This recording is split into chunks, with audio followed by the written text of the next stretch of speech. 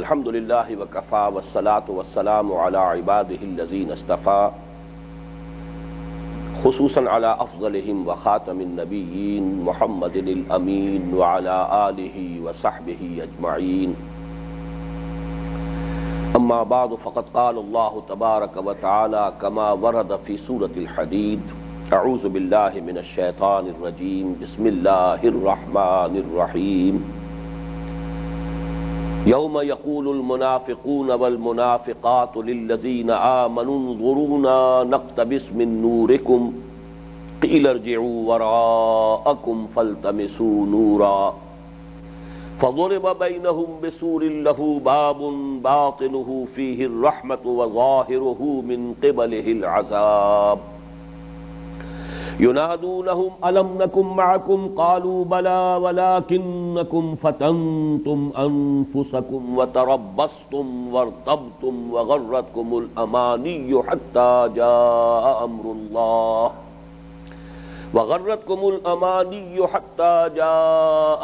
الله وغركم بالله الغرور فاليوم لا يؤخذ منكم فدية ولا من الذين كفروا مأواكم النار هي مولاكم وبئس المصير ألم يأن للذين آمنوا أن تخشع قلوبهم لذكر الله وما نزل من الحق ولا يكونوا كالذين أوتوا الكتاب من قبل فطال عليهم الأمد فقست قلوبهم وكثير منهم فاسقون اعلموا ان اللہ یحیی الارض بعد موتها قد بینا لکم الآیات لعلکم تعقلون صدق اللہ العظیم رب اشرح لی صدری ویسر لی امری واحلل عقدۃ من لسانی یفقهوا قولی اللہم ربنا الہمنا رشدنا واعذنا من شرور انفسنا اللهم ارنا الحق حقا وارزقنا اتباعه وارنا الباطل باطلا وارزقنا اجتنابه اللهم نور قلوبنا بالایمان واشرح صدورنا للاسلام واجعلنا على بينة منك اللهم طهر قلوبنا من النفاق واعمالنا من الرياء والسنتنا من الكذب واعيننا من الخيانة فإنك تعلم خائنة الأعين وما تخفي الصدور آمین یا رب العالمین۔ سورہ حدید کا تیسرا حصہ اس وقت ہمارے زیر مطالعہ ہے اور ہم اس وقت غور کر رہے تھے آیت نمبر 14 پر۔ یہ نفاق کے جو باطنی جو مراحل ہیں، آدمی گرتے گرتے گرتا ہے، ایک دم نہیں۔ ذالک بانہم آمنوا ثم کفروا، در حقیقت یہ اس کی باطنی تشریح ہے کہ جو اس آیہ مبارکہ میں آ رہی ہے۔ وہ پکار کر کہیں گے اہل ایمان سے الم نکن معکم، کیا ہم تمہارے ساتھ نہ تھے؟ قالوا بلا، جواب میں وہ کہیں گے اہل ایمان کیوں نہیں، لیکن وَلَكِنَّكُمْ فَتَنْتُمْ أَنفُسَكُمْ وَتَرَبَّصْتُمْ وَارْتَبْتُمْ وَغَرَّتْكُمُ الْأَمَانِي حَتَّى جَاءَ أَمْرُ اللَّهِ وَغَرَّكُمْ بِاللَّهِ الْغَرُورُ۔ اب دیکھیے یہاں پر حرف عطف آیا ہے، صرف عطف میں مغایرت تو ہوتی ہے، لیکن یہ کہ لازمی نہیں ہوتا کہ زمانی ترتیب بھی ہو۔ البتہ یہاں غور کرنے سے معلوم ہوتا ہے کہ یہاں پر ترتیب زمانی بھی ہے، ایک چیز کے نتیجے میں دوسری چیز، دوسرے کے نتیجے میں تیسری چیز، تیسری کے نتیجے میں چوتھی چیز۔ یہی در حقیقت عظمت ہے ان آیات مبارکہ کی، اور یہی ہم دیکھیں گے آگے چل کر کے تیسرے رکوع کی پہلی آیت میں بھی وہی انداز ہے، وہ بھی اس سورہ مبارکہ کی عظیم ترین آیات میں سے۔ فرمایا گیا کہ تم نے اپنے آپ کو اپنے ہاتھوں فتنے میں مبتلا کیا، یعنی علائق دنیاوی اور مال و اسباب دنیاوی کی دولت کو جائز حد تک نہیں رکھا، اس کو حد سے بڑھنے دیا۔ اس کے نتیجے میں وَتَرَبَّصْتُمْ، تم گو مگو کی کیفیت میں مبتلا ہو گئے، تم ایک متردد اور متذبذب کیفیت کے اندر مبتلا ہو گئے۔ اس کے نتیجے میں وَارْتَبْتُمْ، شکوک و شبہات پیدا ہو گئے۔ جیسا کہ میں نے بارہا عرض کیا ہے، عمل صالح سے بھی ایمان میں اضافہ ہوتا ہے۔ ایمان سے عمل صالح میں اضافہ ہوگا۔ یہ گویا کہ جیسے اسپائرل ایک ہے، آپ پیچ کو کستے جائیے، وہ جو جس طرح چکر کھاتا ہے تو وہ ساری چیز آگے بڑھتی جاتی ہے۔ اسی کے برعکس کو آپ کہتے ہیں وشس سرکل۔ وشس سرکل میں یہ ایک چیز ہوئی، اس کے بعد اس کا نتیجہ نکلا، اس سے پھر کوئی اور خرابی زیادہ بڑھ گئی، پھر اس کا اور خراب نتیجہ نکلا۔ تو یہاں پہ پسپائی کا نتیجہ یہ ہوگا کہ اب ایمان کی جتنی تھوڑی بہت پونجی نصیب تھی، اس میں بھی شکوک و شبہات کے جو ہے کانٹے اب چبھنے شروع ہوئے۔ یہاں پر بھی نوٹ کر لیجئے وہ آیت سورہ حجرات کی، مومن صادق کی ڈیفینیشن، انما المؤمنون الذین آمنوا باللہ ورسولہ ثم لم یرتابوا۔ سچے مومن تو وہ ہیں، حقیقی مومن جو اللہ پر، اس کے رسول پر ایمان لائے، پھر شک میں نہیں پڑے۔ وجاہدوا باموالہم وانفسہم فی سبیل اللہ، اور انہوں نے جہاد کیا اپنے مال اور اپنی جان سے اللہ کی راہ میں۔ تو فرمایا تیسرا نتیجہ وارتبتم۔ چوتھی بات، ضمیر آخر ہے نا، کچھ ایمان کی رمق تو ہے، ایک دم تو ایمان زیرو نہیں ہو گیا ہے۔ ملامت جب دل کرتا ہے، غرتکم الامانی، اب وہ جو من گھڑت خیالات ہیں، من گھڑت عقائد ہیں، وشفل تھنکنگ ہے، اللہ بخش دے گا، ہم تو آخر بہرحال خصوصی نسبت رکھتے ہیں اس سے، امت مرحومہ میں ہے، جو بھی کچھ ہے لیکن تیرے محبوب کی امت میں ہے، بہرحال ہمارا جو کلیم ہے وہ تو اپنی جگہ پر برقرار ہے، اس سے وہ اور پختہ ہوا معاملہ۔ وغرکم حتی جاء امر اللہ، یہاں وہ فنومینن مکمل ہو گیا، لیکن اس کے بعد فرمایا خوب دھوکہ دیا تمہیں، غرکم باللہ، اللہ پر دھوکہ دیا، اللہ کی شان رحیمی کے حوالے سے دھوکہ دیا، اللہ کی شان غفاری کے حوالے سے دھوکہ دیا۔ غرکم باللہ الغرور، غرور فعول کے وزن پر بہت بڑا دھوکے باز۔ بالکل یہی انداز، ما غرک بربک الکریم الذی خلقک فسواک فعدلک فی ای صورت ما شاء رکبک کلا بل تکذبون بالدین۔ تم اللہ تعالیٰ کی شان غفاری اور شان رحیمی کا زیادہ حوالہ دے کر اور اس سے دھوکہ کھا کر اللہ کی اس جزا و سزا کی جو بات ہے اس کا انکار کر رہے ہو، تکذیب کر رہے ہو دین کی۔ تم نے اس جزا و سزا کا جو ہے اللہ کا قانون اصل میں اس کی نفی کر دی ہے۔ یقیناً وہ غفور بھی ہے، یقیناً وہ رحیم بھی ہے، لیکن شدید العقاب بھی ہے، ذو انتقام بھی ہے، عذاب دینے میں بھی بہت سخت ہے۔ اس اعتبار سے جیسے کہا جاتا ہے کہ بندہ مومن کا معاملہ اللہ کے ساتھ بین الخوف والرجا رہنا چاہیے، اس کی غفاری سے امید بھی ہو، اللہ بخشے گا، لیکن اندیشہ بھی رہے، خطرہ بھی رہے، اس سے بیلنس رہے گا ایٹیچیوڈ۔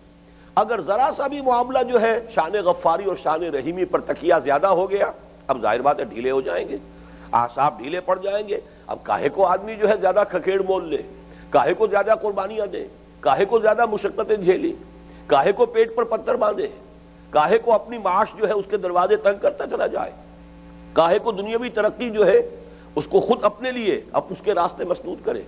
تو ظاہر بات ہے یہ تو وہی کرے گا جو سمجھے گا لازم ہے، مسئولیت ہے، جواب دہی ہے، ورنہ پکڑ ہے، سزا ہے، عذاب۔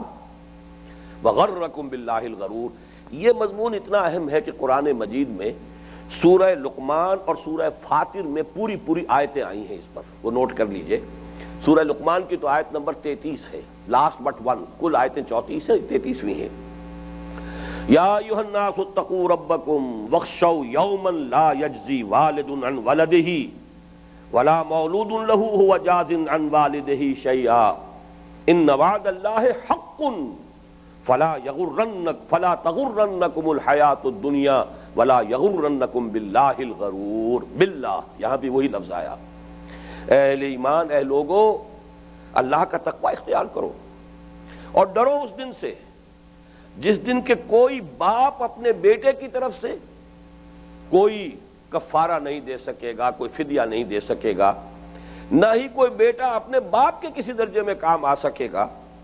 ان وعد اللہ حق، یاد رکھو اللہ کا وعدہ حق ہے۔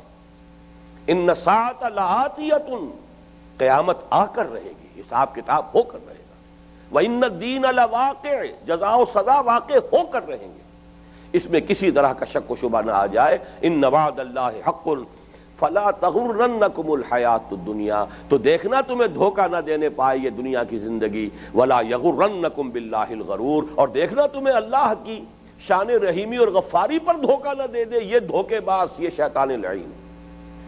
یہ ہے سورہ لقمان کی آیت نمبر 33۔ اس کا خلاصہ جو ہے وہ سورہ فاطر کی آیت نمبر 5 ہے. پہلے الفاظ وہی ہیں اور اس کے بعد آخری ٹکڑا ہے یا ایھا الناس ان وعد اللہ حق فلا تغرنکم الحیات الدنیا ولا یغرنکم باللہ الغرور. اے لوگو، اللہ کا وعدہ سچا ہے، یہ شدنی ہے، جزا و سزا ہو کر رہے گی، اور اللہ تعالیٰ کا یہ وعدہ حق ہے. تو دیکھنا تمہیں یہ دنیا کی زندگی دھوکے میں نہ ڈال دے، اور دیکھنا وہ شیطان لعین، وہ دغا باز تمہیں دھوکہ دینے میں کامیاب نہ ہو جائے. بہرحال یہ ہیں وہ 5 سٹیجز. ایک صاحب ایمان، یہ وہ نفاق نہیں ہے جو دھوکہ دینے ہی کے لیے ایمان لایا تھا، یہ وہ نہیں ہے. یہ وہ ہے جو ایمان لایا ہے، خلوص سے لایا ہے، لیکن آگے ان کے تقاضوں کو پورا کرنے کے لیے تیار نہیں، بچ بچ کر چلنا چاہتا ہے. جس کو ہو جان و دل عزیز اس کی گلی میں جائے کیوں. ظاہر بات ہے مرحلہ سخت ہے اور جان عزیز. معاملہ یہ ہے اصل میں کہ کعبہ میرے پیچھے ہے، کلیسا میرے آگے، یہ کشمکش ہے. وَلَٰكِنَّكُمْ فَتَنْتُمْ أَنفُسَكُمْ وَتَرَبَّصْتُمْ وَارْتَبْتُمْ وَغَرَّتْكُمُ الْأَمَانِيُّ حَتَّىٰ جَاءَ أَمْرُ اللَّهِ وَغَرَّكُمْ بِاللَّهِ الْغَرُورُ. اب اس نفاق کا انجام کیا ہے؟ فَالْيَوْمَ لَا يُؤْخَذُ مِنْكُمْ فِدْيَةٌ وَلَا مِنَ الَّذِينَ كَفَرُوا. بڑا پیارا انداز ہے یہ. تو اب آج کے دن نہ تم سے کوئی فدیہ قبول کیا جائے گا نہ کافروں سے. یہاں بریکٹ کر دیا منافقوں کو کافروں کے ساتھ. یہ اصل میں جواب ہے ان کے اس قول کا کہ الم نکم معکم، کیا ہم تمہارے ساتھ نہ تھے؟ دنیا میں تم اہل ایمان کے ساتھ تھے کیونکہ مسلمان تھے، لیگلی تم ان کے ساتھ شامل تھے، مسلمان سمجھے جاتے تھے، یہاں تک کہ حضور کے ساتھ حضور کے پیچھے نمازیں پڑھتے تھے. لیکن یہ کہ یہاں معاملہ، اب یہاں انجام کے اعتبار سے تم کفار کے ساتھ بریکٹڈ ہو. بس یہی نفاق ہے کہ قانوناً وہ در حقیقت دنیا کی زندگی میں وہ مسلمان سمجھا جاتا ہے، حقیقتاً عاقبت کے اعتبار سے، انجام کے اعتبار سے اس کا انجام جو ہے وہی ہے جو کفار کا ہے. فَالْيَوْمَ لَا يُؤْخَذُ مِنْكُمْ فِدْيَةٌ وَلَا مِنَ الَّذِينَ كَفَرُوا. تو آج نہ تو تم سے کوئی فدیہ قبول کیا جائے گا نہ کافروں سے. مَأْوَاكُمُ النَّارُ. میں نے اس سے پہلے بھی کبھی کہا ہے، انہی دنوں میں قرآن مجید میں طنز بھی ہے. دیکھیے مأوا کہتے ہیں پناہ گاہ، جس کی طرف انسان دوڑتا ہے، لپکتا ہے کسی خطرے سے بچنے کے لیے. طوفان آ رہا ہے تو پہاڑ کے اندر کوئی جگہ نظر آ گئی، کوئی غار ہے، وہ مأوا ہے. آوا یووی ایوان، کسی کو پناہ دینا. مأوا وہ جگہ کہ جہاں انسان جاتا ہے پناہ کی طلب میں. مأواکم النار، اب تمہاری پناہ گاہ یہی آگ ہے. ہیا مولاکم، مولا کا لفظ طنز پر طنز ہے. یہ مولا کہتے ہیں ہمدرد، غم گسار، مددگار، دوست، پشت پناہ، ساتھی. مولاکم ہیا مولاکم، یہی ہے اب تمہاری، یہی آگ جو ہے، یہی ہمدرد ہے، غم گسار ہے. دکھ درد کہنا ہے تو اسی سے کہو، نالا و شیون ہے تو اسی سے کرو. مأواکم النار ہی مولاکم وبئس المصیر. اور بہت ہی بری ہے لوٹنے کی جگہ، جانے کی جگہ، وہ جگہ جہاں پہ کہ انسان انجام کار پہنچا دیا جائے. یہاں تیسرا حصہ سورہ مبارکہ کا ختم ہو گیا. اس درس میں اب ہم جو اپنے سیشنز رکھ رہے ہیں 45 منٹ کے، اس میں اب حصوں کی یہ تقسیم نہیں ہو پا رہی. اب آئیے چوتھا حصہ. یہ چوتھا حصہ جو ہے یہ بھی 4 آیات پر مشتمل ہے، اور اس میں ایک عجیب ہے، یہ بھی اپنے مضمون کے اعتبار سے میرے نزدیک قرآن مجید کا کلائمیکس ہے. اب جو یہ حقائق منکشف ہوئے، درجہ بدرجہ انکشاف ہو گیا حقائق کا. اللہ کرے ہمیں بھی توفیق ہو جائے اندر جھانکنے کی، گریبان میں جھانکنے کی، اپنی حقیقت کو دیکھنے کی، ٹٹولنے کی. فرض کیجئے کسی کو اس کی توفیق مل گئی.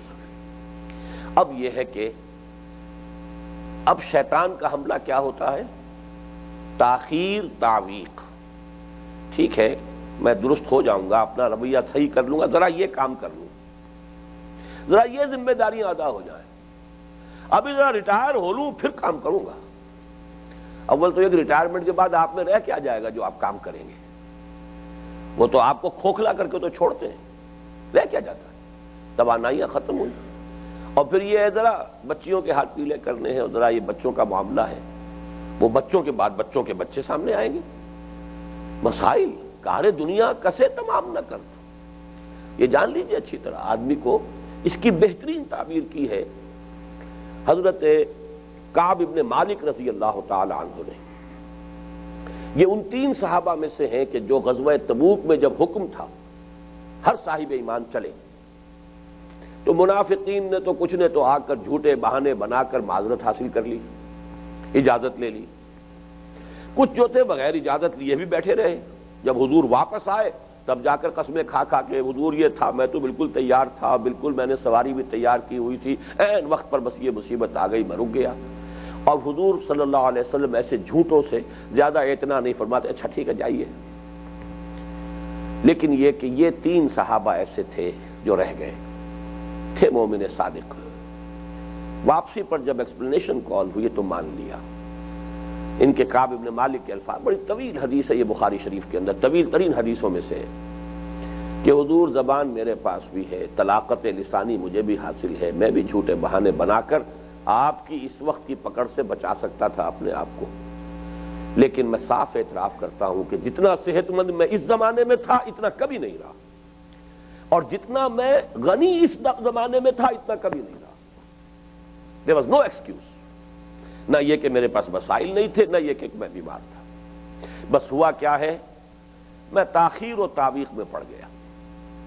میرے نفس نے مجھے یہ دھوکہ دیا کہ حضور تو چلیں گے 30,000 کا لشکر لے کر، تو ظاہر بات ہے کہ انفارمیشن کسی آرمی کو موو کرنا ہو تو سپیڈ وہ تو نہیں ہو سکتی جو ایک آدمی چلا جا رہا دوڑا ہوا۔ تمہاری جو ہے اونٹنی جو ہے ناقہ ہے تمہاری، وہ بھی بڑی تیز رفتار ہے، صحت مند ہے، تو حضور کو چلنے دو، روانہ ہو جانے دو لشکر، اس کی موومنٹ جو ہے سلو ہوگی، تم ذرا 2-4 دن کے بعد تیزی کے ساتھ منزل پر منزل کرتے ہوئے جا کے مل لینا حضور سے۔ اس دھوکے میں آ گیا، میں ٹالتا رہا، ٹھنڈی چھاؤں، ابھی گھر میں، اور یہ گرمیوں کا شدید موسم ہے، جا رہے ہیں، صحرا کا سفر ہے، تپتی راہیں مجھ کو پکاریں، دامن پکڑے چھاؤں گھنیری، ابھی گھر کی ٹھنڈی چھاؤں جو ہے اس کا فائدہ اٹھاؤ۔ میں ایک دن کر کے ٹالتا رہا کہ ایک دن اچانک مجھے محسوس ہوا کہ اب تو چاہے میں کتنی ہی تیز رفتاری سے جاؤں آپ کے ساتھ نہیں مل سکتا، بس میرے اعصاب ڈھیلے ہو گئے۔ حضور نے پھر سخت سزا دی انہیں، بائیکاٹ، کوئی مسلمان ان سے بات نہ کرے۔ بڑی پیاری حدیث ہے وہ، اس کا مطالعہ کیجئے گا۔ لیکن یہ تاخیر و تعویق ہے اصل میں شیطان کا سب سے بڑا ہتھیار۔ وہ جو اقبال نے کہا نا، خواب سے بیدار ہوتا ہے ذرا محکوم اگر، پھر سلا دیتی ہے اس کو حکمراں کی ساحری۔ سلطنت اقوام غالب کی ہے ایک جادوگری، آ بتاؤں تجھ کو رمز آیا ہے ان الملوک، سلطنت اقوام غالب کی ہے ایک جادوگری، خواب سے بیدار ہوتا ہے ذرا محکوم اگر، پھر سلا دیتی ہے اس کو حکمراں کی ساحری۔ یہ تاخیر اور تعویق ہے اصل۔ معوقین کا لفظ ہم سورہ احزاب میں پڑھ چکے ہیں، تعویق، تاخیر، اس کو یہاں پر اب توقع ہے۔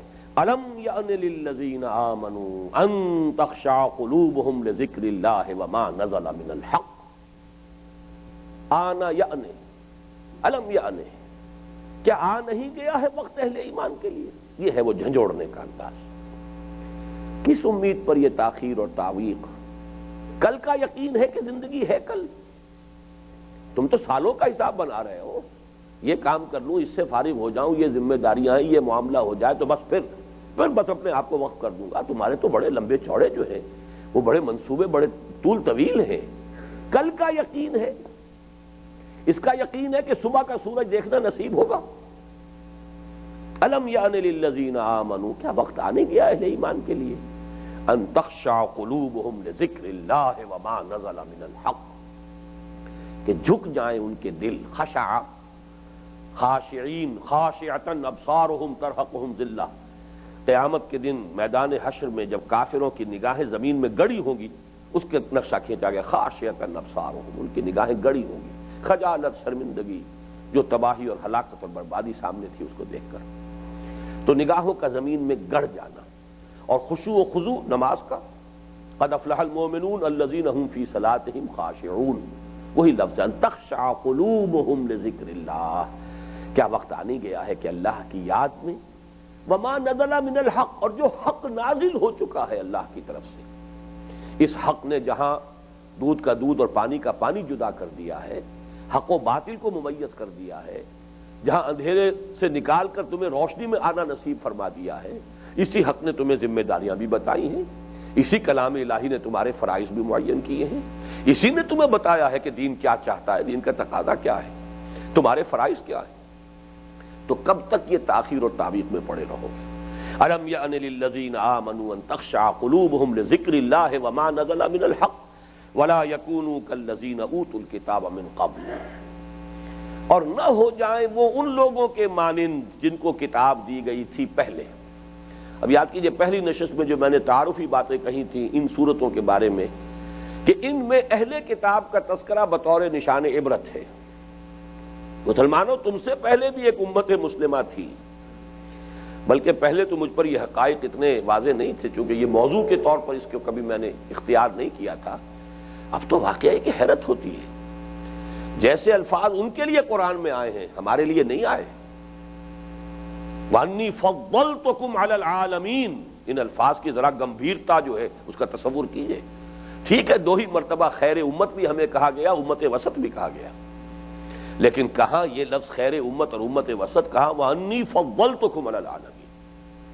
1400 برس تک نبوت کا تار ٹوٹا ہی نہیں، شروع بھی ہو رہے تو 2 نبی موسیٰ اور ہارون، اور پھر خاتمہ ہو رہا ہے 1400 برس کے بعد اس سلسلہ انبیاء کا، سلسلہ انبیاء بنی اسرائیل، تو اس وقت بھی 2 ہیں، حضرت عیسیٰ بھی حضرت یحییٰ بھی۔ کتابیں بھی 3 دی گئی ہیں، صحیفے تو بے شمار دیے گئے، جتنے نبی آئے ہیں ان پر جو وحی آتی رہی ہے انہی کی کتابیں ہیں جو old testament, books of the old testament میں جمع ہیں، ورنہ یہ کہ قرآن کے نزدیک بھی تورات دی گئی، زبور دی گئی، انجیل دی گئی۔ وہ قوم جو ہے کہاں سے کہاں، لیکن وہ اب نشان عبرت ہے۔ دیکھ لو وہی قوم ہے ضربت علیہم الذلۃ والمسکنۃ وباؤوا بغضب من اللہ، انہی پر اللہ کی ذلت اور مسکنت مسلط ہوئی ہے، وہی اللہ کے عذاب میں گرے ہیں، انہی پر اللہ کے عذاب کے کوڑے برسے ہیں۔ نبوکدنضر کے ہاتھوں انہیں تباہ و برباد کیا گیا، پھر کبھی رومیوں کے ہاتھوں، کبھی یونانیوں کے ہاتھوں، یہاں تک کہ اس صدی میں جو کچھ ہٹلر کے ہاتھوں ہوا ہے 60 لاکھ یہودی قتل ہوا ہے، 6 ملین آف دم۔ یہ اندازہ یہ تو اس صدی کا واقعہ ہے۔ نبوکدنضر تو خیر آپ کو نظر آئے گا 2500 سال پرانی بات ہو گئی، لیکن یہ تو اس صدی کا واقعہ ہے۔ ابھی 50 برس ہی ہوئے، 60 برس ہوئے، 50-55 برس ہوئے، سیکنڈ ورلڈ وار کے دوران ہوا ہے۔ تو بہرحال، اور اسی لیے وہ آیت بھی ذہن میں رکھیے جب وہ کہتے تھے نحن ابناء اللہ واحباؤہ، تو قرآن کا تبصرہ کیا ہے؟ فلما يعذبكم بذنوبكم، ایسے ہی لاڈلے اور چہیتے ہو اپنے خیال میں اللہ کے، تو اللہ تمہیں عذاب کیوں دیتا رہا ہے تمہارے گناہوں کی پاداش میں؟ دنیا میں تمہیں پٹوایا ہے اور اس بری طرح پٹوایا ہے، تو آخرت میں بھی تم پر عذاب کے کوڑے برسیں گے۔ تو دیکھ لو مسلمانوں کہیں تم ویسے نہ ہو جانا، وَلَا يَكُونُوا، اور نہ ہو جائیں ان لوگوں کے مانند كَالَّذِينَ أُوتُوا الْكِتَابَ مِن قَبْلُ، جنہیں کتاب دی گئی تھی پہلے، فَطَالَ عَلَيْهِمُ الْأَمَدُ، تو ان پر ایک مدت مدید جب گزر گئی، فَقَسَتْ قُلُوبُهُمْ، ان کے دل سخت ہو گئے۔ ویسے شدت تاثر جو ہے میں نے پہلے آپ سے عرض کیا تھا کہ حضرت ابوبکر نے اپنے بارے میں یہ الفاظ استعمال کیے، وہ تو ہے شدت تاثر۔ جب اہل یمامہ کا ایک وفد آیا اور ان کے سامنے قرآن پڑھا گیا اور ان لوگوں کی آنکھوں میں آنسو آ گئے، تو حضرت ابوبکر نے فرمایا، ان کا دور خلافت تھا، خلیفۃ المسلمین امیر المومنین تھے، ہاکذا کنا حتی قست القلوب، یہی حال کبھی ہمارا بھی ہوتا تھا، یہاں تک کہ ہمارے دل سخت ہو گئے۔ لیکن جیسا کہ میں نے عرض کیا یہ ہے شدت تاثر، جیسے حضور فرماتے انہ لیغان علی قلبی، کہ میرے دل پر بھی کبھی کبھی کوئی حجاب سا طاری ہو جاتا ہے۔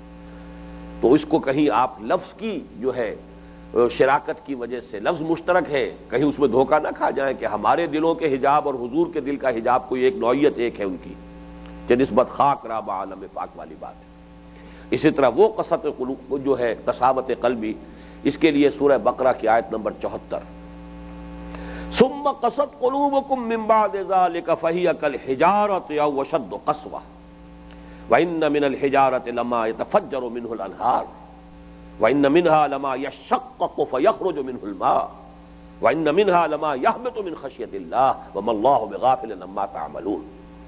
یہ آیت بہت ضروری ہے یہاں قست قلوبکم کے حوالے سے۔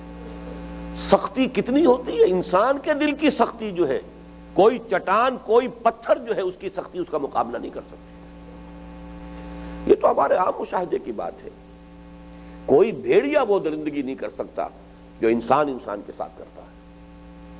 وہ بھی بھوکا ہوگا تو کرے گا جو کرے گا، لیکن جو کچھ کہ اس نیشنلزم اور اس میں اندھے ہو کر جو آج بوسنیا میں ہو رہا ہے، جو کبھی مشرقی پنجاب میں ہوا تھا، کبھی مشرقی پاکستان میں ہوا تھا اور ہوتا رہتا ہے، یہ بھوت جب سوار ہوتا ہے قومیت کا تو جو کچھ ہوتا ہے مسلمانوں کے ہاتھ میں ہوا ہے، کراچی میں ہوا ہے، چھوٹے چھوٹے بچوں کو اٹھا کر گھر میں آگ لگائی گئی ہے، بچے نکلے اٹھا اٹھا کے پھر پھینکا گیا اس آگ کے اندر، اور یہ مسلمانوں نے مسلمانوں کے ساتھ کیا، کراچی میں کیا۔ تو یہ جو قساوت قلبی ہے یہ کسی درندے کے اندر بھی نہیں ہوگی۔ انسان جب گرتا ہے تو اسفل سافلین، لقد خلقنا الانسان فی احسن تقویم ثم رددناہ اسفل سافلین، پھر نچلوں میں سب سے نیچے جاتا ہے۔ تو تمہارے اس کے بعد دل سخت ہوتے چلے گئے، وہ سختی کیسی ہے؟ فَهِيَ كَالْحِجَارَةِ أَوْ أَشَدُّ قَسْوَةً، وہ پتھروں کے مانند ہو گئے بلکہ ان سے زیادہ سخت، اس لیے کہ پتھروں میں تو ایسے بھی ہوتے ہیں، وَإِنَّ مِنْهَا مِنَ الْحِجَارَةِ لَمَا يَتَفَجَّرُ مِنْهُ الْأَنْهَارُ، ان میں سے چشمے پھوٹ نکلتے ہیں، پتھر میں سے پانی برآمد ہوتا ہے، چشمے پھوٹتے ہیں۔ وَإِنَّ مِنْهَا لَمَا يَشَقَّقُ فَيَخْرُجُ مِنْهُ الْمَاءُ، ایسے بھی ہیں جو شق ہو جاتے ہیں پتھر اور پھر ان میں سے پانی نکل آتا ہے۔ وَإِنَّ مِنْهَا لَمَا يَهْبِطُ مِنْ خَشْيَةِ اللَّهِ، چٹانیں گرتی ہیں اللہ کے خوف سے، چٹانیں منہدم ہو جاتی، سرنگوں ہو جاتی ہیں۔ وَمَا اللَّهُ بِغَافِلٍ عَمَّا تَعْمَلُونَ، اور اللہ غافل نہیں اس سے جو تم کر رہے ہو۔ اب یہ ہے در حقیقت ثم قست فقست قلوبہم وکثیر منہم فاسقون، یہ فسق اور فجور اس کا نتیجہ ہے، کیونکہ ظاہر بات ہے اس وقت یہودی موجود تھے مسلمانوں کے سامنے، ان کی جو بھی سیرت اور کردار، ان کے جو بھی معاملات تھے وہ سب ان کے سامنے تھے، لہذا کافی تھا اشارہ کر دینا۔ اسی لیے میں نے عرض کیا تھا کہ ان صورتوں میں اہل کتاب کا تذکرہ بھی اگر ہے تو بطور نشان عبرت۔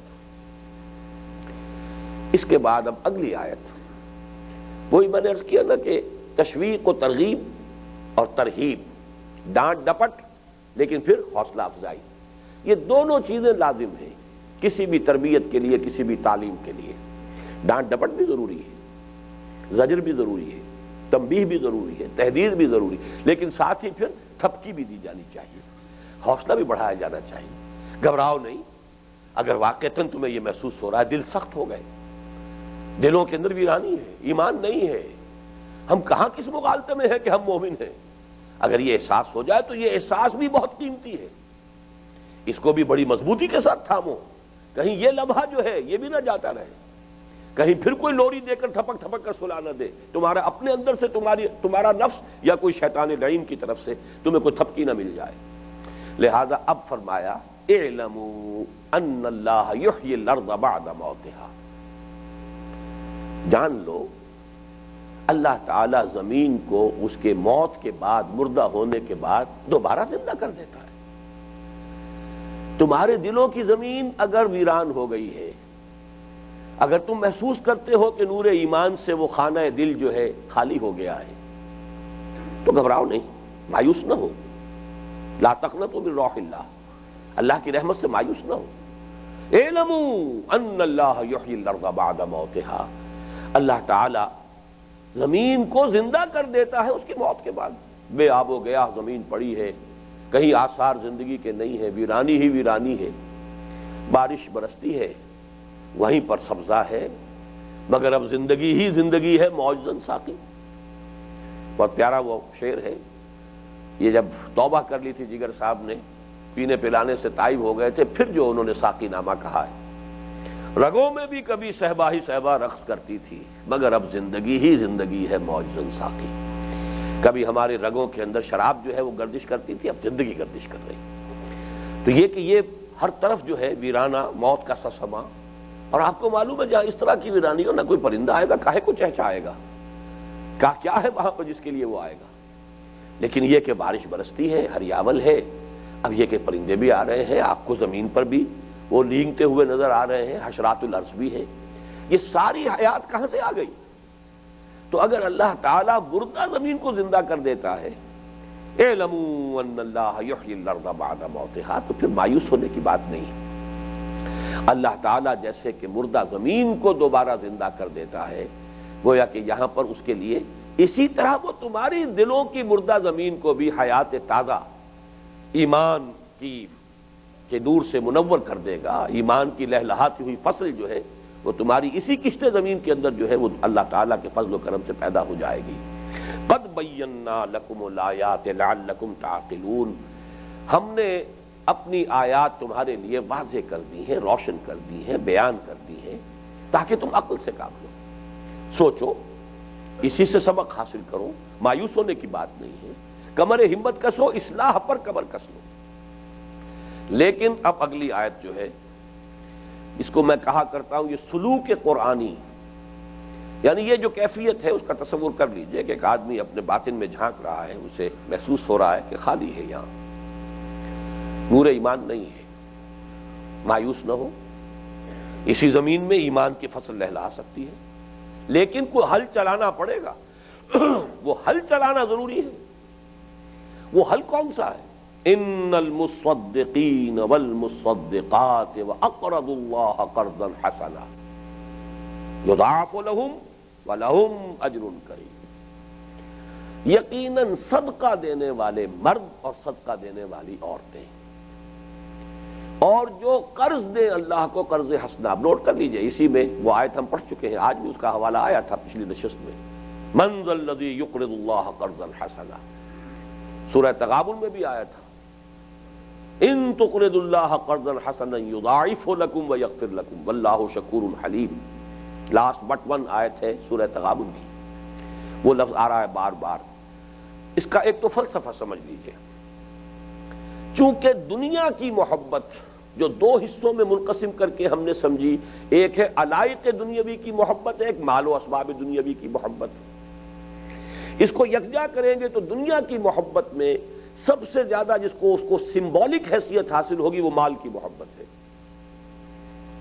مال سے دنیا ہے، آپ دنیا کی بڑی سے بڑی نعمت حاصل کر سکتے ہیں، بڑی سے بڑی آسائش حاصل کر سکتے ہیں۔ تو مال کی محبت ہے اصل میں، یوں سمجھیے کہ یہ بریک ہے، جب تک یہ بریک نہیں کھلے گا گاڑی نہیں چلے گی۔ آپ ایکسلریٹر کو دبائے جا رہے ہیں، بریک لگا ہوا ہے بھائی، گاڑی نہیں چل سکتی۔ یہ بریک اصل میں مال کی محبت ہے۔ لن تنالوا البر حتى تنفقوا مما تحبون، تم نیکی تک رسائی ہی حاصل نہیں کر سکتے جب تک کہ خرچ نہ کر دو وہ چیز جو تمہیں پسند ہے، محبوب ہے، وہ بھی نہیں جو دل سے اتر چکی ہو، وہ نہیں جو محبوب ہو۔ اور یہ اس قدر واضح ہے، چوتھے پارے کی پہلی آیت ہے، لام نون کے ساتھ جو نفی آتی ہے عربی زبان میں، اس سے زیادہ تاکید ممکن نہیں۔ لن تنالوا البر، ہرگز نہیں رسائی حاصل کر سکتے نیکی تک۔ بخل کے ساتھ اور نیکی ناممکن۔ آپ کرتے رہیے، یہ ہمارا درس نمبر 2 ہے اس منتخب نصاب کا۔ زاہد ہو جائیں گے آپ، عابد ہو جائیں گے، نیک نہیں ہوں گے اگر یہ بخل کا بریک لگا ہوا ہے۔ نیک اور شے ہے اللہ کے نزدیک۔ لن تنالوا البر، آپ محدث ہو سکتے ہیں، مفتی اعظم ہو سکتے ہیں، آپ مفسر ہو سکتے ہیں، بڑے عالم ہو سکتے ہیں، نیک نہیں ہو سکتے اگر یہ بریک لگی ہوئی ہے۔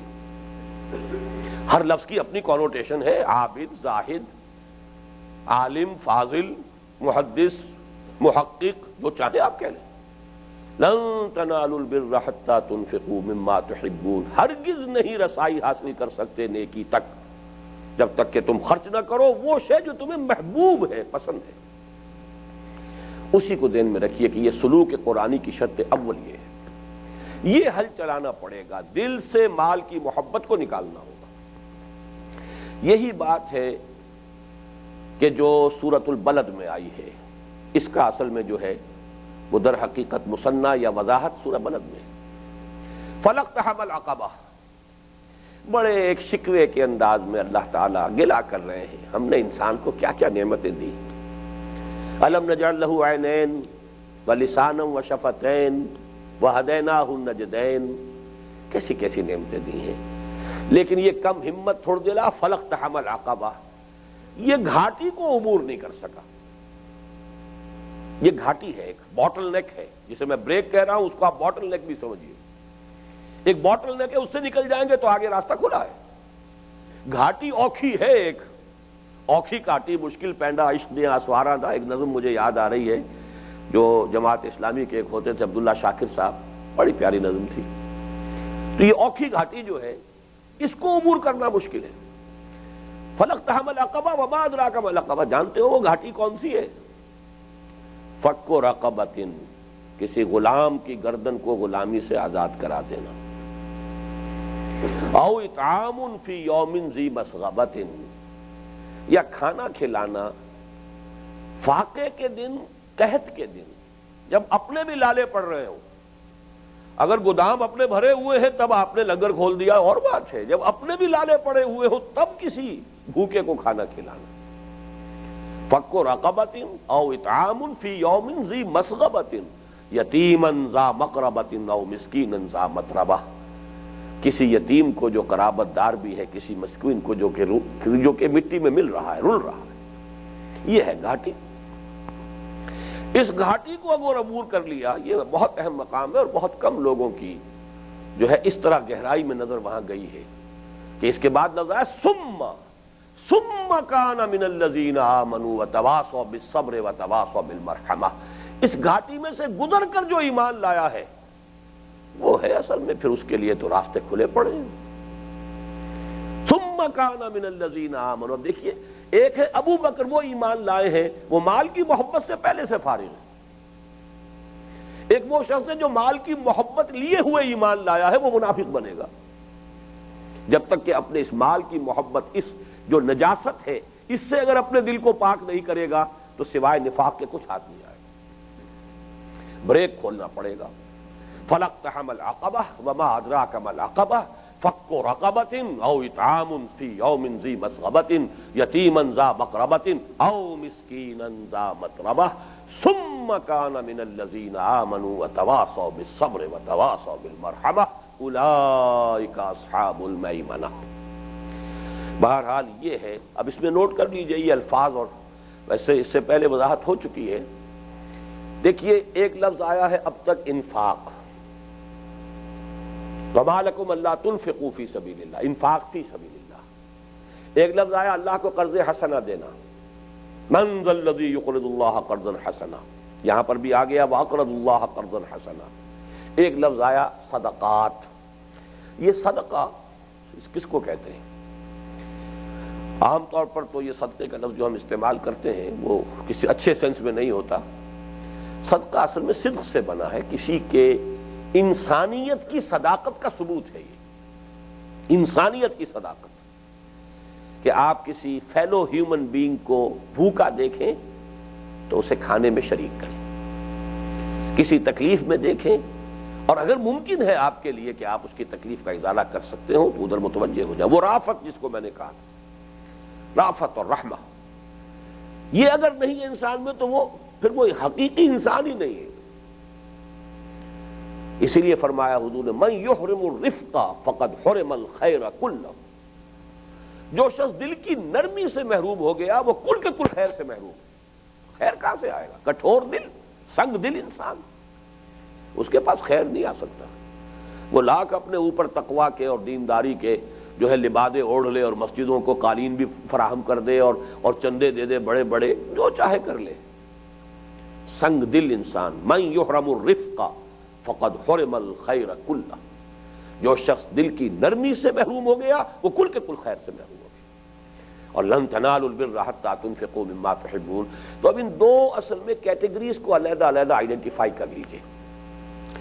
ایک ہے مال خرچ کرنا ابنائے نو کی داد رسی میں، تکلیف دور کرنے میں، کھلانے میں، فقراء، مساکین، بیواؤں، یتیموں اور مقروضوں کے لیے مال خرچ کرنا، یہ ہے صدقہ۔ اور یہی مین ہے اصل میں، زکوٰۃ کا مصرف بھی مین یہی ہے، اگرچہ زکوٰۃ کے مصرف میں فی سبیل اللہ بھی ہے لیکن وہ 8 میں سے ایک ہے۔ مین مصرف جو ہے در حقیقت زکوٰۃ کا وہ یہ ہے۔ اسی لیے جو زکوٰۃ کے مصارف پر آیت آئی ہے سورہ توبہ میں، وہاں لفظ زکوٰۃ آیا ہی نہیں، صدقات آیا ہے، انما الصدقات للفقراء والمساکین۔ تو صدقہ اور زکوٰۃ ایک طرف کر لیجئے، ایک ہے اللہ کے دین کے لیے، اللہ کی حکومت قائم کرنے کے لیے، اللہ کے پیغام کو عام کرنے کے لیے، اللہ کے دین کے غلبے کی جد و جہد کے لیے ساز و سامان فراہم کرنے کے لیے مال خرچ کرنا، یہ ہے انفاق فی سبیل اللہ، اللہ کے راستے میں انفاق۔ اور یہی ہے قرض حسنہ اللہ کو، اس لیے کہ یہ تو ذاتی معاملہ ہے اس کا۔ اسی لیے آگے چل کر اسی صورت میں آپ دیکھیں گے اللہ انہیں اپنا مددگار قرار دیتا ہے۔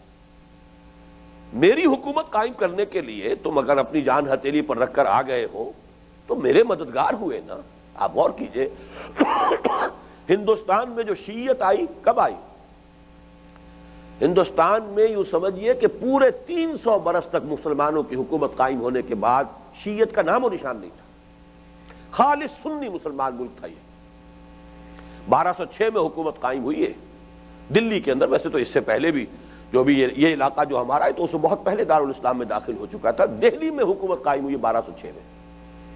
1526 میں آیا ہے بابر. بابر کا بیٹا ہمایوں ہے. 350 برس تک یہاں شیعت کا نام نہیں تھا. لیکن جب شیرشاہ سوری نے شکست دی، بھاگنے پر مجبور کر دیا ہمایوں کو، اب گیا ہے ایران، وہاں سے شہنشاہ طہماسپ کے فوجی لے کر آیا ہے. یہ جو یہاں پہ قزلباش کہلاتے ہیں، یہ قزلباش کون ہے؟ یہ اس وقت آئے تھے ایران سے اور ان کے ساتھ شیعت آئی ہے. اب ظاہر بات ہے کہ وہ تو مددگار تھے، محسن تھے ہمایوں کے، جنہوں نے دوبارہ تخت دہلی لے کر دیا ہے، جنہوں نے حکومت ہند دوبارہ ان کو ریسٹور کرائی ہے. اس سے بڑا محسن کون ہوگا؟ یہی وجہ ہے کہ اس کے بعد سے مغلیہ دربار پر جو غلبہ ہوا اہل تشیع کو، اس کے بعد ہندوستان کے اندر شیعت جو ہے وہ پھیلتی چلی گئی. تو یہ ہے احسان. اب آپ اسی کو پر قیاس کیجئے. اللہ کی حکومت کے خلاف بغاوت ہے، ظہر الفساد فی البر والبحر. آپ وفادار بن کر اللہ کی حکومت قائم کرنے کے لیے تن من دھن لگا رہے ہیں، تو آپ اللہ کے مددگار ہوئے کہ نہیں ہوئے؟ یہی ہے جو سورہ صف کی آخری آیت ہے، اور اس سورہ مبارکہ کی بھی جو اصل آیت ہے، سب سے عظیم ترین آیت، وہ اسی پر ختم ہوگی. وَلِيَعْلَمَ اللَّهُ مَن يَنصُرُهُ وَرُسُلَهُ بِالْغَيْبِ. اللہ دیکھنا چاہتا ہے کون ہے اس کے وفادار بندے جو غیب میں ہونے کے باوجود اس کی اور اس کے رسولوں کی مدد کرتے ہیں. مددگار ہو گئے.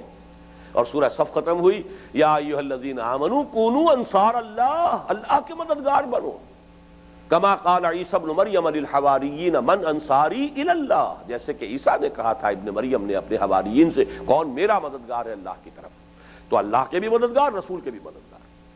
تو یہ دو مدیں جو ہیں انہیں علیحدہ علیحدہ آئیڈینٹیفائی کرنا ضروری ہے. ایک ہے جو بھی غرباء ہیں، مساکین ہیں، یتیم ہیں، بیوائیں ہیں، محتاج ہیں، مقروض ہیں، غلام ہیں، ان کو ان کی مدد، ان کی احتیاج کو رفع کرنا، ان کی تکلیف کو دور کرنے کے لیے یہ ہے صدقہ اور خیرات. اس آیت میں دونوں کو لے آئے. ان المصدقین والمصدقات، یہ تو صدقہ ہوا. وَأَقْرَضُوا اللَّهَ قَرْضًا حَسَنًا. اب یہاں پر بھی محذوف ماننا پڑے گا وَالَّذِينَ أَقْرَضُوا اللَّهَ قَرْضًا حَسَنًا، اس لیے کہ اسم پر فعل کا عطف براہ راست نہیں آتا، تو یہاں محذوف ہے. اور وہ لوگ کہ جو اللہ کو قرض حسنہ دے، یعنی اللہ کے دین کے لیے، اس کی سربلندی کے لیے، اقامت دین کے لیے، غلبہ دین حق کے لیے، حکومت الہیہ کے قیام کے لیے، نظام خلافت کو برپا کرنے کے لیے. یضاعف لہم ولہم اجر کریم، ان کے لیے بھی دگنا کیا جائے گا، بڑھایا جائے گا. یہی لفظ پہلے بھی آیا ہے، من ذا الذی یقرض اللہ قرضا حسنا فیضاعفہ لہ ولہ اجر کریم.